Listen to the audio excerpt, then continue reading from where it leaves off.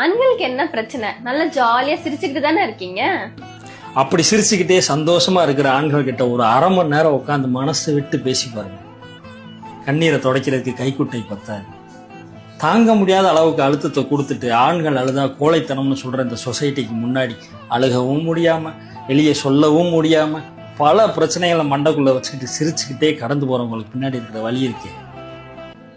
தாய்க்கு பின் தாரம்னு சொல்லுவாங்க, ஆனா தந்தைக்கு பின் தந்தை மட்டும்தான்.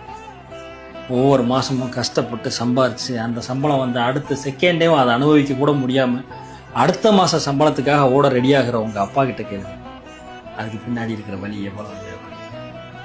இப்படி உங்களை சுத்தி அண்ணனா, தம்பியா, கணவனா, தகப்பனா பல ஆண்களுக்கு பின்னாடி இருக்கிற வழியை பத்தி எழுதணும்னா கடல் நீரே மையானாலும் போதாது என் கண்மணி. ஆண்களா வாழ்றது அவ்வளவு சொல்லுங்க.